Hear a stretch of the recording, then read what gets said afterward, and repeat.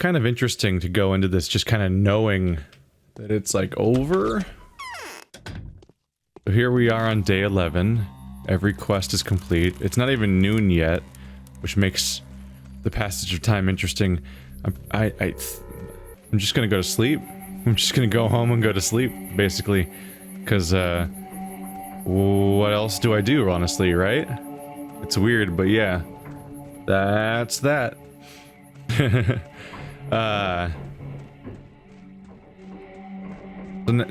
This is gonna be a big ol' run around editing montage because I need to sleep for like 12 hours for midnight to happen. Then I can go to the theater to see the final play. I think there's a final play. Then I have to just talk to every single character and cure as many people as I can, because regardless of whether I want to pick that person's ending or not, it's just my duty to try to save everybody. I don't know what ending I'm gonna pick, but it seems like I would just pick the Haruspex's ending. His is the most relatable. On some level, I do kind of wish that I'd picked the Bachelor's ending as the Bachelor, just because, I'll probably pick the Changeling's ending as the Changeling, just to see it. I might pick the Haruspex's ending canonically, but then load the save and pick the Bachelor's ending just to be like, oh look, now we can see that ending once, at least. I just, it's hard for me to relate with this idea of saving a world wonder over saving an entire town of people. Like, it's just a cool building, and it might be a miracle, and it might do cool things and stuff like that, but like, there is a town of thousands of people, and you're just gonna sacrifice them all for, like, this hypothetical concept? Like, it's like, it's weird to think about, like, I guess I might feel differently if someone sat me down in, like, a character in the game sat me down and very concretely and precisely talked about the value one thing has over the other, or what the polyhedron does, or what Clara's plan are, but they're really, they're a mixture of vague slash speaking in the terminology you use to talk about myths. Like, it sounds like people being like, and then not Atlas, and then, Jupiter, like, or Saturn swallowed up his sons and stuff like that, and like all these Suwok ate the bull man, and the bull ate the Suwok, and they birthed the world, and now they're bleeding pest. Or I'm bad with legends. I'm bad with that kind of lore and so on. And so even though it has been kind of explained in some terms, I actually have trouble keeping it straight. Even still, even 100 plus episodes into the series, where I'm just like, I'm sorry, what? And I just have trouble accepting these ideas. I get that the occult stuff is real. Clearly stuff happens with the blood and everything, but I feel like nobody's made a strong enough case why the polyhedron should not be used to cure everybody when we have that kind of option. Hello. Capella's invitation. My final request is of a tragic sort. I didn't want to bother you with something like this, but all our plans are at stake. Please come to see me if you can. What? Didn't I already do a Capella quest?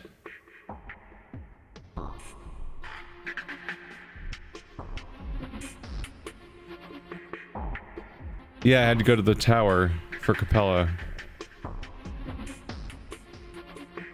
I mean, I'll save here. I'll save here and I can just load my save back to here. If something happens. But I feel like this might be a delayed thing. Maybe if you... because I did find her quest without getting a letter about it. So maybe they will still send you a letter regardless, because it was just already mailed or something like that. That's what comes to mind for me. But it also speaks to who I am as a person a little bit, perhaps. And also who these characters are as a person. Is like, I will just prioritize the idea of saving the people, regardless. And I also feel like the characters would too. Is that gonna come after me, or what? I can't help it, here it comes. I can't help but feel like both the Bachelor and the Haruspex want to save the people, don't they? I think. In fact, it seems like everyone's priority is to save the people. That's part of why characters like the Inquisitor and Block feel like antagonists, is because they don't necessarily fully prioritize saving the people the way that all three of the main characters seem to prioritize. There's differences from character to character, I think, but I think they're differences like Commander Shepard. Like, Commander Shepard always wants to save humanity and the aliens and defeat, please don't shoot me in the head when I walk by. And he wants to defeat the Reapers. And that's kind of that's true regardless, right? It's just a matter of like Paragon to Renegade is what they're willing to do along the way. And that speaks to like Clara, at least in our opening monologue, seems to think that nobody has to die and we're all butchers and stuff like that. Whereas the Haruspex and the Bachelor, to varying degrees, might be more willing to sacrifice individuals to save the whole. Like the idea of putting maggots in to eat necrotic tissue and stuff like that. Like, it seems to be part of what's going on. I'm relying on you. Yep, that was just a letter. Well, thankfully I saved. Like, my takeaway is that I think all of them want to save the people. So I kind of don't relate to the Bachelor's choice at the end, and I don't know. In a lot of RPGs, your characters are a blank slate that you yourself can inhabit and take over and make decisions in, but all three of these characters are not that. You can make decisions as them, but they're also a pre-existing character, so it's like Geralt of Rivia in Witcher, where you are playing a very established character, and there's wiggle room in what they might do in certain situations, and they specifically craft the scenarios to exist in the wiggle room of those characters. So it's like, it's not like a KOTOR, where it's like, do you want to murder the babies or help this old lady cross the street? It's like, those are not applicable options for Geralt of Rivia, so they make quests where that specifically tug at his moral range, so that you can still make decisions, because the variability exists within his variability. That's what this game is, by and large, I think. But what's a little more confusing is that our characters have character arcs to some extent, but I feel like those character arcs exist somewhat off camera, and it's partly because we're not a fully voiced character. We don't have canonical, exact things we definitely say necessarily, and it's hard. And so it's hard to judge when does a moment happen where the Bachelor or someone changes, because like the Bachelor comes in here not believing in anything. He doesn't believe in miracles. He doesn't believe in anything. He just believes in science and medicine and wants to save everybody. Or he wants to save the town, or really above all else, he wants to discover the secret to immortality, which is why he came here originally, but he's contracted into saving the town and maybe cares. It's hard to say with complete certainty. Interestingly, him caring about immortality so much doesn't come up as much in the Haruspex campaign, does it? But, Well, I'm getting all this out of the way now while we're boringly staring at this, because I'm probably not going to do a lot of walking and talking during this next day. We'll probably be teleporting from building to building. But I kind of want to get these thoughts out now to some extent. But yeah, because they're outside of ourselves, it's a little hard to judge the character arc. It's a little hard to judge a character arc of a character you inhabit and make decisions as, if that makes any sense. Like, I can see... You can watch a protagonist of a video game have a character arc if they're an established character that you just happen to be playing as during the action segments, like Jade from Beyond Good and Evil or something like that, like the character that is predetermined and they have a personality and cutscenes and voices and everything. But when you're playing as the character, it's a little, and making the decisions and picking all the dialogue as them, it's a little harder to observe at times. I'm thinking about Mass Effect a lot right now, and I'm like, yeah, like it's hard to, there's so many character arcs in Mass Effect, with the most obvious ones being Mordin and Garrus having really significant character arcs over the games, but also there's a lot of them. I mean, that's kind of the nature of character-driven storytelling, is to have some kind of arc for each character. So yeah, you get one for Jack, and you get one for Thane, and so on. Definitely one for Rex if he makes it, stuff like that. But that's because they exist outside of your character, and you can affect their trajectory a bit, but you can, since you're observing them from the outside, it's easier to plot their arc, which is how most movies work, right? That's how stories usually work. You kind of witness books and movies and television shows and the characters in them passively from the sidelines. But when you inhabit a character, it's hard to tell what their arc is, which is why it gets confusing when someone like The Bachelor goes from seemingly not caring about or not believing about in miracles and whatnot to suddenly being like, this polyhedron is the most important thing ever. Because that's what The Bachelor turns towards, is for the last few days of the campaign, the polyhedron is something he idolizes. And as if he was like an NPC in like Dark Souls or Silent Hill or something that was obsessing over this thing, like his glorious incandescent sun or whatever, then I'm like, oh, okay, I can see this thing, I can watch this thing happening.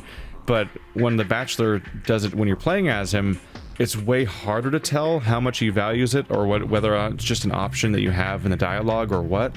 And then when it becomes his ending, it's actually a little more confusing where I'm like, okay. And so like it just didn't, I don't know, I'm trying to articulate why it didn't work for me, but I don't have the best answers necessarily. It's just that I just kind of generally found the outcome of The Bachelor odd. And so when I finished the campaign as The Bachelor, I still stuck with kind of the original mission of wanting to save the town, despite the fact that he seems to have changed his mind, maybe? And I can't really...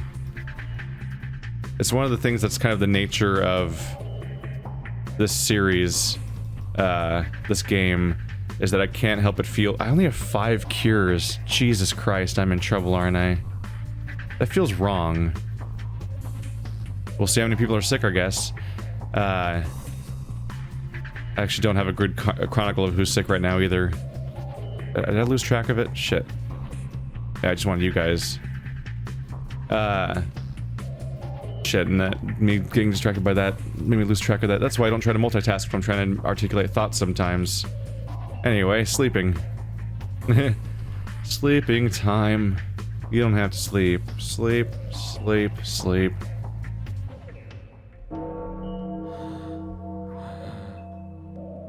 I definitely do run up against conflicts with the overall storytelling of Pathologic at times, where it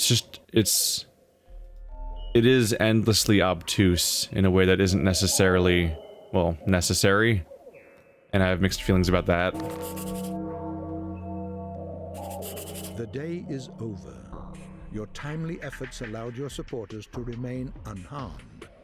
A new mime performance is being rehearsed at the theater. Get that infection down. Chug that anti-infection immunity meter, even though I don't think that matters anymore. And then get in some tourniquets. And we're healthy and we're ready to go. Hooray! And my exhaustion's already that high up because I took those things just now. Alright. And so we have it. It is now day 12.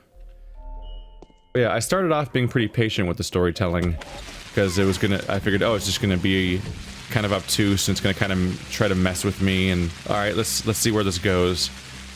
But it's hard not to think at some point that, like, okay, I've finished 2 of the campaigns, and people say these are the better campaigns, especially the Haruspex campaign. And because I've heard the Changeling one's kind of unfinished, and it's also supposed to be shorter by a margin. I've already heard a little bit about that, but we'll get to that when that campaign starts. But now that I'm 2 campaigns in, I'm definitely like, okay, it's a little frustrating how I feel like I don't know what's happening to some extent still. There's just elements of it that don't necessarily always feel fully explained. At least not in the most concrete ways. And to some extent, I feel like the games suffer a little bit from the way that there's no epilogue. And I don't think day 12 counts as an epilogue. It's that you finish the story, and you make your final decision, and you get a brief cutscene, and the game kind of ends. And it's like, it kind of feels like a concrete explanation of what actually happens as a result of your decisions at the end of the game would kind of help a bit.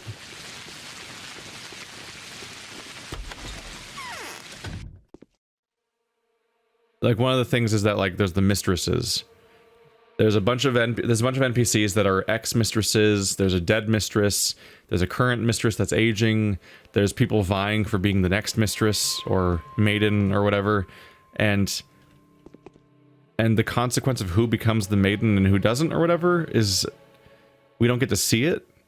It's just implied importance that just keeps getting reinforced and reinforced and reinforced over the course of the campaign. More so during the... I feel like it came up more during the Bachelor campaign, but I could be wrong. But not so much an actual answer of why it matters, and maybe that'll be in the Capella's campaign, because, you know, she's a miracle character, so maybe that is when that'll happen? I don't know. My path was called Soul and a Halves. I wanted to create a tight brotherhood of children and animals. So we'll have to fight for power in a couple of years, you and I, right? I wonder how that'll go. You'll be old enough already, though. Or you'll be old already, though.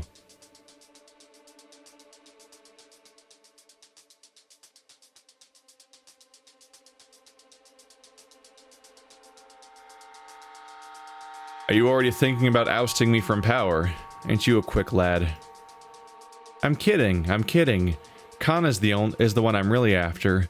Oh, that's the guy I'll have to meet head on. Khan will grow to inspire true terror.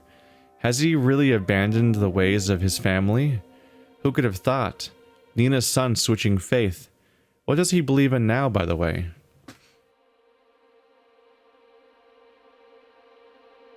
Let's start with you. What are you standing up for? I'm not sure yet.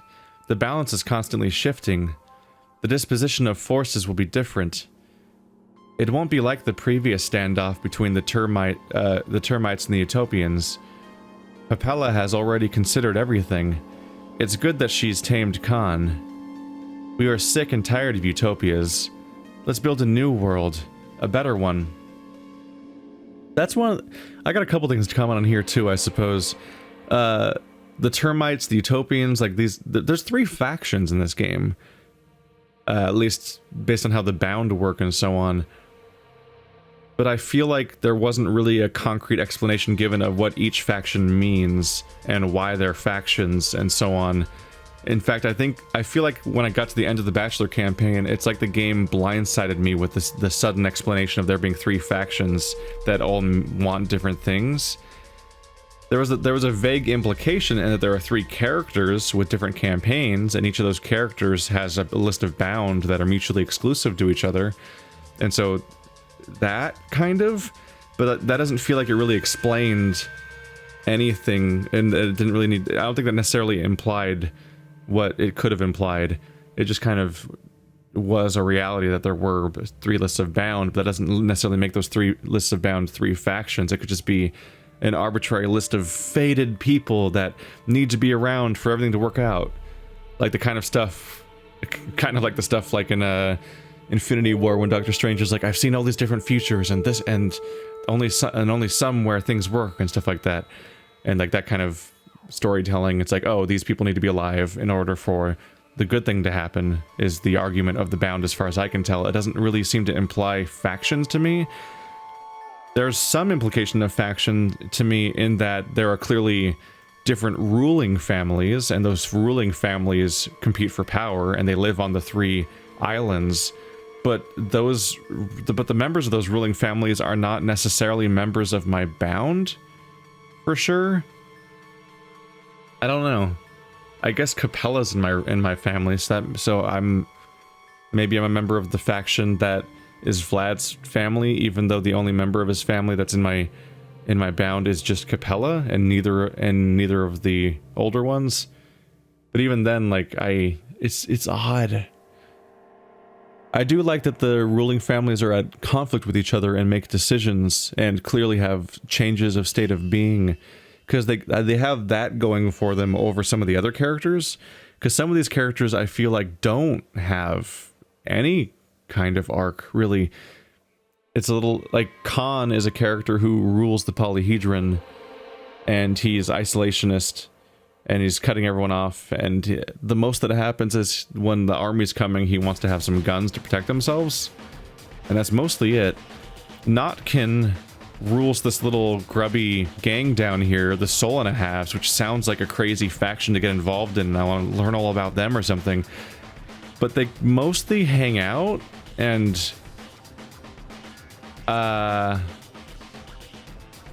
Like, I don't know if I can accurately say what Notkin's motivation is, or what he's going for, or how he changed over the course of the game, or what the Soul and a Halves have been through.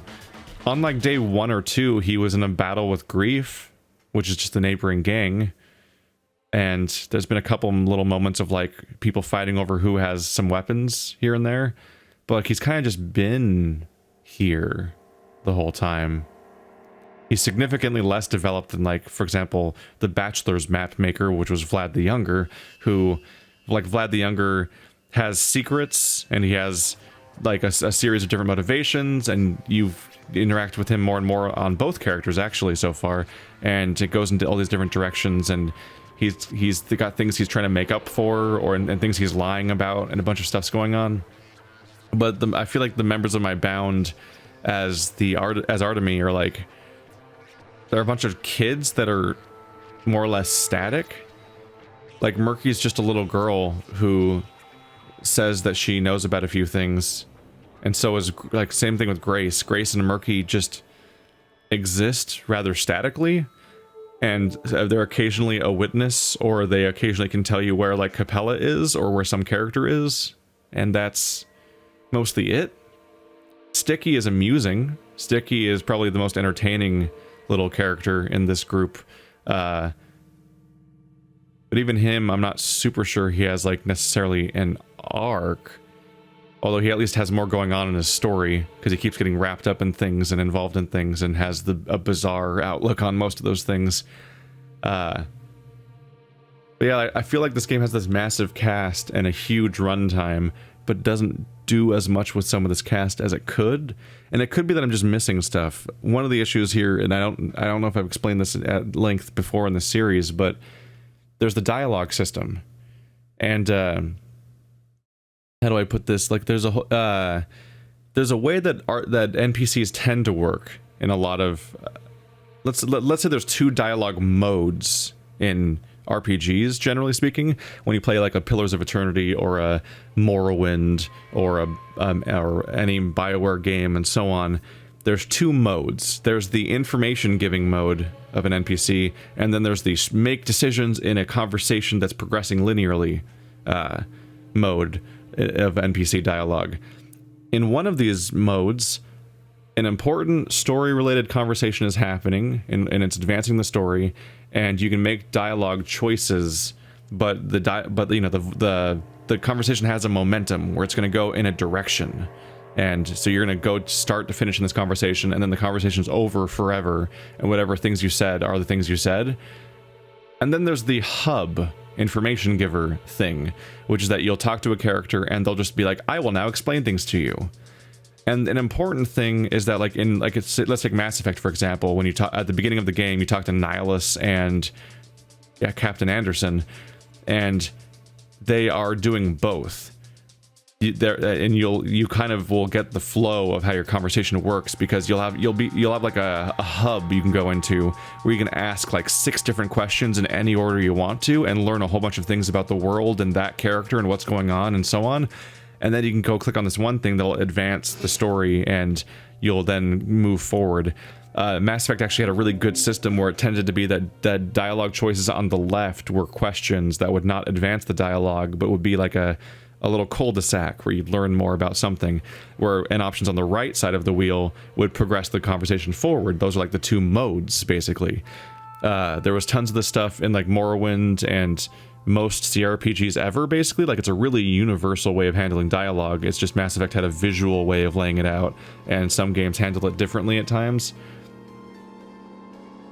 This game doesn't do that, and it's weird. And I'm kind of hoping that the future game will do that, because the 2 modes exist a little bit, but they only exist in that they only really exist in that random NPCs, like the really random ones, the ones that don't have names, the ones that are just villagers, like the little girl and the drunk. You can click on their lore button and they'll just spout lore at you and stuff like that. It's a little weird because it's only each unit type has 1 dialogue option, and then that changes every day, so you have to check that unit type every day to get those pieces of lore, which is odd. But all of these NPCs we talk to, like Notkin or Grace or, you know, all of the named characters, they have a linear conversation. And it's really weird because sometimes they're trying to explain a concept to you, or there's the possibility of them explaining something, and if you just click the wrong dialogue option, then like you'll just miss that forever. And it's a really strange structure because a lot of the time in these conversations you are not concretely in any way making a decision that should be irreversible in any way. And sometimes your character will literally have like 2 or 3 questions as dialogue options, and you're like, I want to ask all those questions, but you can't. If you pick one of them, you go forward in the conversation and you can never return. And it's super weird. That's just not how dialogue in RPGs or most games really works. Like if you have a bunch of questions and answers about lore and information and stuff like that, normally you can just ask all of them, and that's fine. And there's not really an in-universe explanation for why you can't ask the other questions. It's just your character just doesn't. And so you just lose those questions forever. And so I kind of feel sometimes like with the reasons why I have an incomplete understanding of certain concepts of the game might be in part due to the fact that like I may have literally walked right past them or talked right past them, more accurately. Like one of the examples of that was actually in this campaign. I picked the wrong dialogue option, so the first trial in Haruspex's campaign, the one where my exhaustion was going up, it just started with no indication that it was going to happen. Nobody ever explained the trial to me. It just started out of nowhere. And then I went for the next 2 days and heard about trials for day 2 and 3. But for day 1, I had no idea that a trial was even happening. My exhaustion was just going up with no explanation of why it was going up, and you just had to power through it. Like that kind of weird stuff is like that's just kind of weird sloppiness, and it's a consequence of the fact that they have what I can only describe as being like a linear conversation system where you can't loop around to ask all the questions you want to ask, even though there's not much reason not to. And sometimes it's vital to understanding the lore of the game, the plot of the game, or even what the current mission means at times. And the game trains you not to ask certain questions, because sometimes just a joking answer or a glib answer or anything, like oftentimes the second option just quits the quest with no, like, and it would be helpful if in parentheses it said like abandoned quest or something next to it, because that discourages you to be more curious and poke around with some of these options more, because on a regular basis the bottom option will just abandon the quest with 0 additional prompting, and then you fail the day basically, and you have to start the day over or reload a save in order to figure out and go back and make a different choice because you accidentally picked the option that quits the day. And there's been multiple cases where the dialogue option that makes you quit the day kind of doesn't actually make you quit, like it doesn't indicate that really, even in implication. Like it's sometimes with a bachelor and stuff like that, it was moments where it's just like he was kind of being a bit glib or something, and then it's like, surprise, you quit the entire quest. I'm like, oh, what? Okay. Or sometimes it'd be like, don't you have people that can do these kinds of things? Because, you know, it makes sense the bachelor would ask about how like he's doing everything single-handedly. It's like, doesn't this town have any kind of infrastructure? If you ask that question, then it's just assumed that you don't want to do the quest, and you quit it. And I'm like, what? There's a lot of weird. There's just a lot of weird. This is a very ranty episode, but you know, it's good to discuss this stuff, because now I'm going to spend the next like 3 episodes just reading dialogue potentially. Let's see.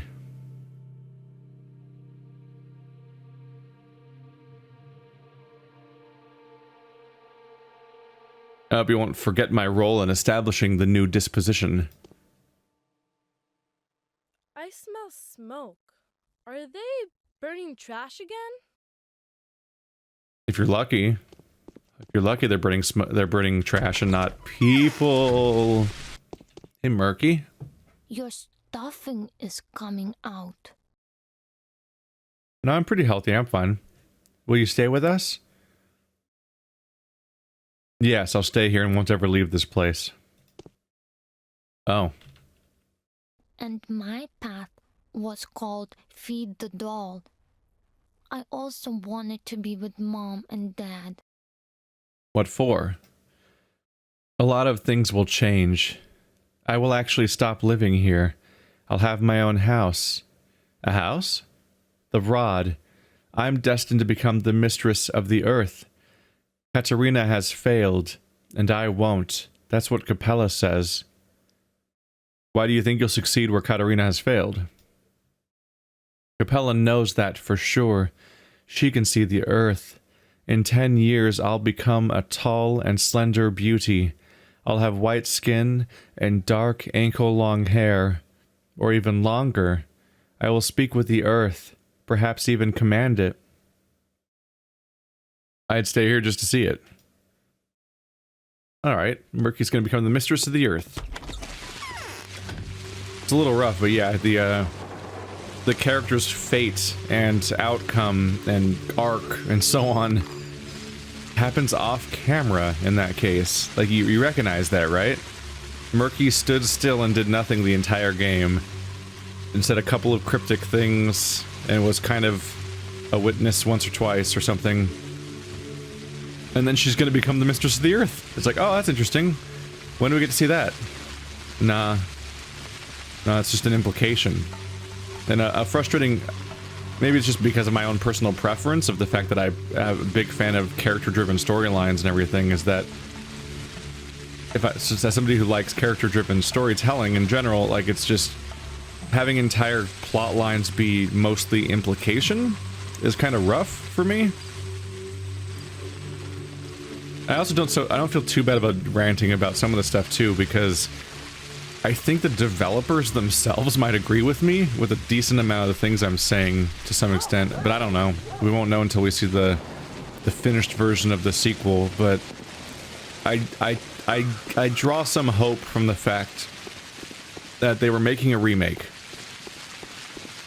Their goal was to remake Pathologic, because it's a cult classic. And then they were like, shit, this kind of isn't going according to plan. Because they were torn. They wanted to really do a remake.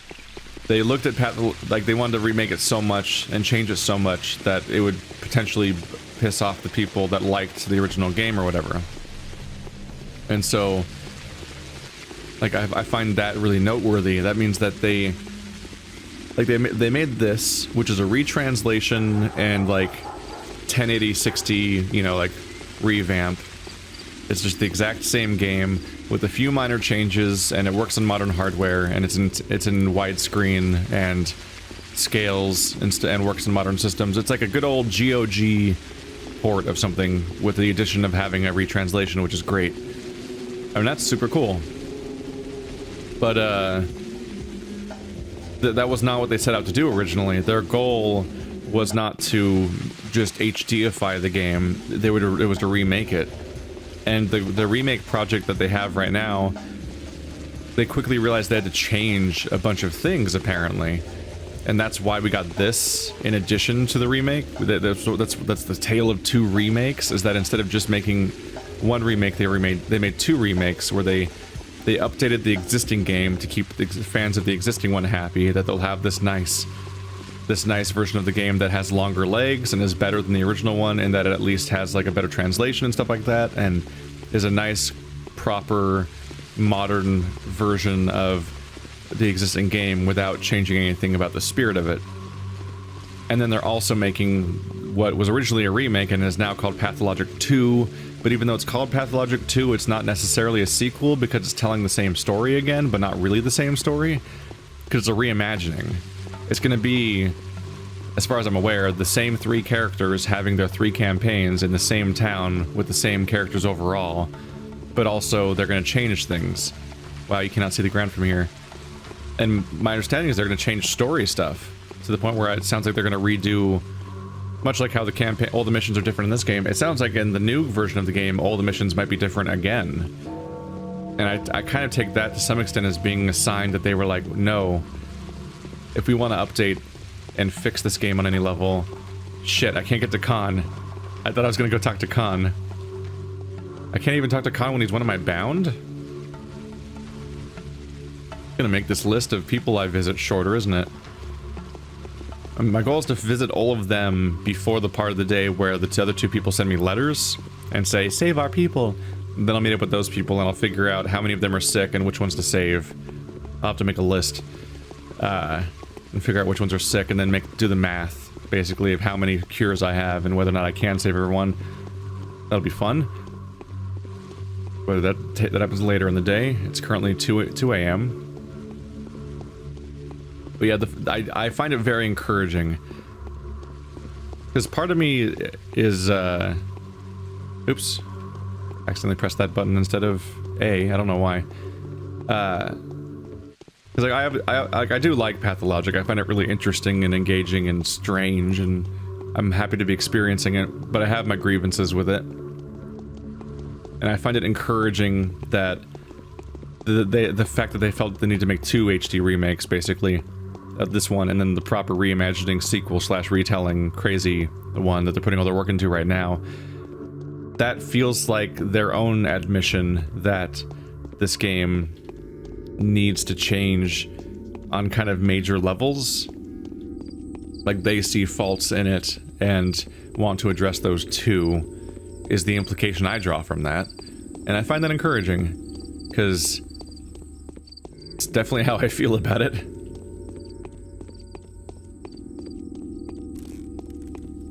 Alright, we're at the theater. There's a play on the last day, isn't there? Whatever you do, you'll have to sacrifice something. Destruction is inevitable. There's no miraculous way out. So that's what their thought process is, see? There was nothing to hope for from the start. Each of them should simply fulfill their purpose. At least, we'll see which one works best. Each of them wants to save that which is dear to them. Perhaps they could get along? Out to the question. The meeting chamber is tight, with the general sitting at one side of the table and the inquisitor sitting at the other. Only one of them will decide. The others will die.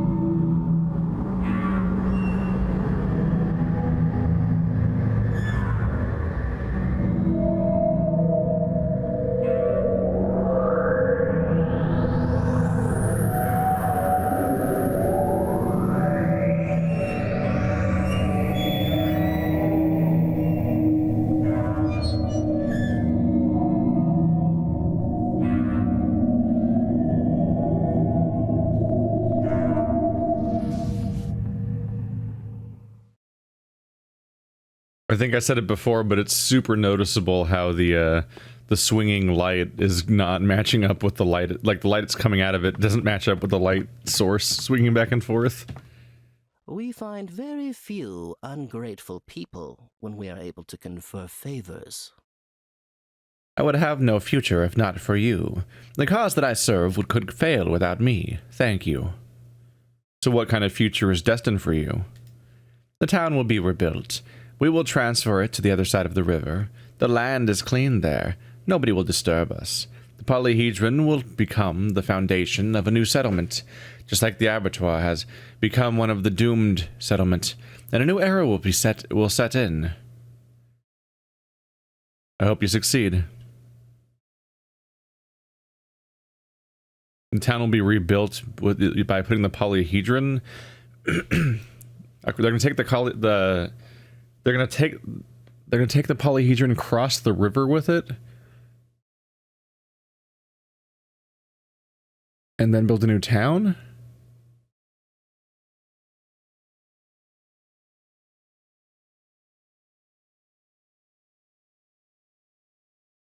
I can't help but feel like if it's possible to just simply move the polyhedron, why aren't we already doing that, since we've identified it as being the source of the plague?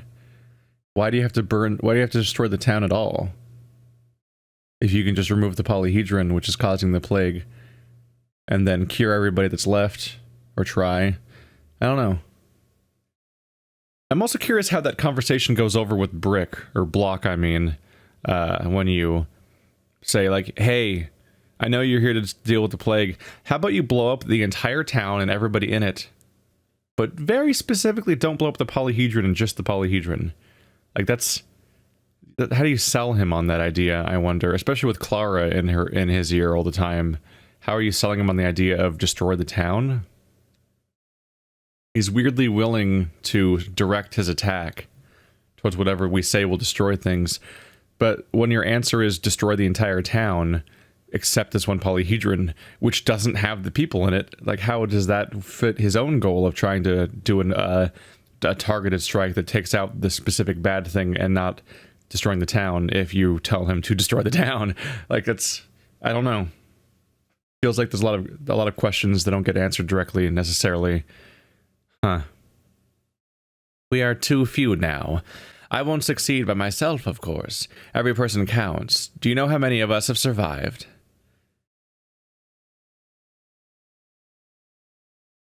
I don't know. At least you won't die, and I don't care about the rest. No, wait, what? My mission here is not yet complete. There will be enough of you. That was a weirdly fucked up option to have. I also keep waiting for him to have more role in the story, because he feels like he's going to be really involved, but he kind of does just hang out and be his playwright self. Keep pressing on an accident for some reason. What if I'm trying to strafe? I just reflexively try to open that when there's not really much reason to anymore. I've noticed something. I made my list, and there's some really interesting things about the list that stood out to me. So I read the letters from the Bachelor and the Changeling. The Changeling, I'll read it here. The Changeling wants me to save Grief, the Foreman, Alexander, Katerina, Lara, Yulia, Anna, and Aspity. And I'm like, excuse me? Is that even possible?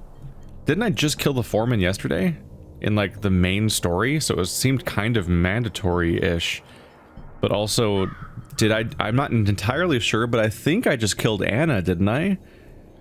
That decision she had me do, it seemed like she was telling me that I was dooming whoever I said, right? And so it seems like I picked Anna, and then now she's doomed. But like everything else in this game, it's not in the most concrete terms and doesn't have the best follow-up. These decisions I make aren't necessarily followed up by a scene or a cutscene or anything, or even a conversation that reinforces the outcome of something so I can appreciate the consequences of my own actions. So I don't really fully understand what's going on necessarily, but it seems like, much like we're told that these lists of people have to be kept alive, right? That seems to be what's going on here. It's like these are lists of people that have to survive, and that's the point, more or less, of the narrative here, right? But in the Bachelor campaign, Eva Yan dies, and it turns out to not matter. Vlad Jr. is on the Bachelor's list. I'm not entirely sure if it's mandatory for him to be alive or not, but just playing through the Haruspex campaign, I was required to kill the Foreman, I think. I think he's dead. And, you're given the choice of Lara, Yulia, or Anna to kill, and all of them are on the Changeling's list. With Vlad, you can choose young Vlad and older Vlad, and as far as I'm aware, old Vlad is on nobody's list, but young Vlad is on the Bachelor's list. But in the Changeling, it seems like you're required to kill at least 2 of her people. So then how do you save her people, and how do you get her option anyway? Do I still end up getting it despite that? Because then it's really getting unclear what the rules of the bound are exactly, if they're selectively don't matter. Also, I find this interesting. In the Bachelor campaign, one of the bound for him was the theater guy. But I'm looking at my list, and I can look at the letter too. I can try. And look what he says. I am speaking of the so-styled utopians, the 4 Cains, the architect, twins, my good Ava, and hopefully Vlad the Younger. So the 4 Cains is already a confusing thing to say, because aren't there only 3? No, never mind. Wait, no, wait, the fuck is going on here? Alright, so, yeah, first of all, noteworthy thing is the theater guy is missing from that list, when he was on the list when I played as the Bachelor. The architect twins, okay, I know who they are. Ava, sure, she's alive in this campaign. Vlad the Younger is currently alive. Okay. The Four Canes is frustratingly unclear. It doesn't say who they are specifically, so I have to infer. For a moment there, I thought he meant Simon, which raises interesting questions. Because does he mean Georgi, Victor, Maria, and Simon? The Four Canes that lived in the Crucible? Because Simon's dead before this campaign even starts. Otherwise, does he mean Khan? Because that raises new questions. Because Khan's right here on my list of bound. Is Khan on two separate people's lists of bound? Him saying the Four Canes, it leaves this frustratingly unclear about which he refers to. Because both options are a contradiction of some sort. Or something that just is confusing and uncertain. This idea, like, is Khan on two separate bounds lists and he's the only one? Or does he mean Simon, even though Simon's dead already, even though maybe he's not because of the confusing nature of whatever the fuck Simon is? But also, why do characters like the theater guy vanish from his list? I used to go out in the night, only to be found someplace new in the morning. I would not have lived to see today if not for you. Now, if my design works, I will be able to revive the town. I am grateful to you, Warden. I'll never forget it. What is your plan? The outcast children who have left the polyhedron will establish a new town. They will become a new mistresses and rulers. They will lay down a new triangle of powers and beginnings. This time, I will stand firmly on its base, rather than trying to balance on one of the vertices. What triangle of powers and beginnings? The earth begot the town begot the tower begot the plague and cleansed the earth. The Bachelor is wrong. To overcome non-existence, it's not enough to just kill death. You also have to fill the void. Only the town can overcome chaos. Why are you calling them outcasts? Didn't they leave the tower on their own? It's not a cause, it's an effect. They have left the polyhedron because their fate lies elsewhere. Prisoners of dreams can build, but they cannot rule. Moreover, you have to be resolute, mature, and independent to break free from childhood. Only the most outstanding children can do it. That last line she said before is a bit of an example of what I'm talking about. The earth begot the town. Okay, I get it, because they talk about the bull deity birthing the town. Sure, okay. The town begot the tower. Sure, they literally built the tower. The tower begot the plague. Okay, because they stabbed down there and released the plague, which seems to come from subterranean wherever the tower's going. Sure, that cleansed the earth. I guess they just mean killed all the people. That's a bummer, but okay. I at least follow the logical strain of Yoda-like sayings. But then, to overcome non-existent, it's not enough just to kill death. You have to fill the void. Okay, the Bachelor wanted to defeat immortality. I'm sorry, he wanted to seize immortality. He wanted to defeat death. He wanted to make people live forever or find a way how. That was his mission. But if you do that, you have to fill the void. Okay, okay. So the concept of death is itself a deity or a presence that has to be replaced by something else? What is equivalent to the being of death? Like, that's not... What are the rules here? What does that mean exactly? And it says only the town can overcome chaos. What? Like, the last few phrases, I'm like, okay, now I'm losing you. You have to fill the void of death. Okay, what? What does that mean, though? Like, I don't actually have an answer for what that could even mean. And then you have to overcome... Only the town can overcome chaos. Aren't we abandoning the town? Aren't you going to take all these people and make a new settlement, and they're going to become new leaders? And what about the town overcomes chaos? Is there something magical about the town? Is it not just a bunch of buildings?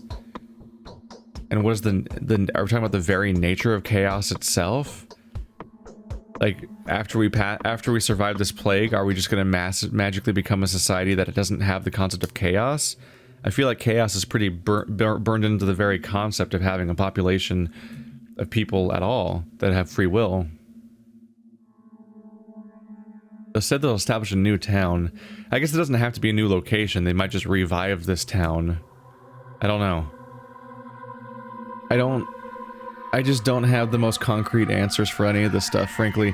I find that a lot of the ending dialogue at the end of this game, and why I find it frustrating, is that I think a lot of it's really comparable to the Miracle Child at the end of Mass Effect 3, the one that everyone hated, where just a hologram kid shows up and explains the endings to you, but the explanations don't seem to make sense, or they don't seem to be fully explained.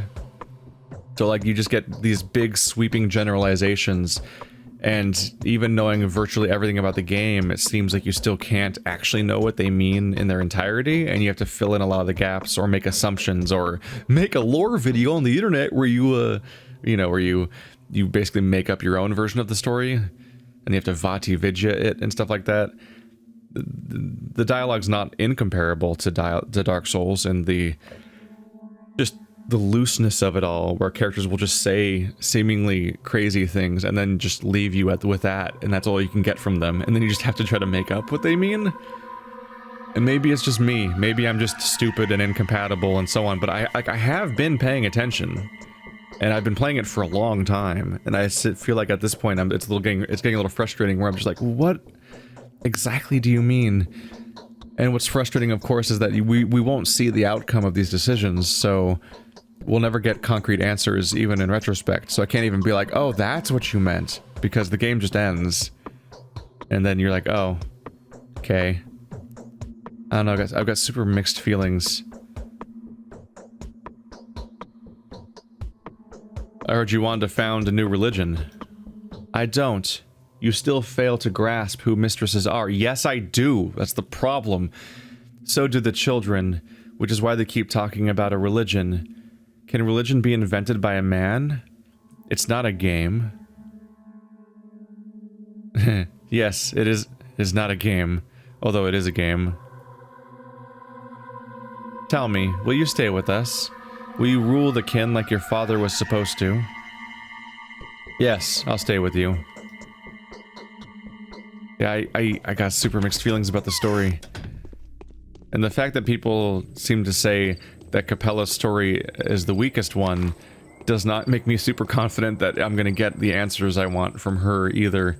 At most, I feel like I'm gonna get the answers of what her plan is, finally, at the end of the campaign. But yeah, it's not, the storytelling is not my style.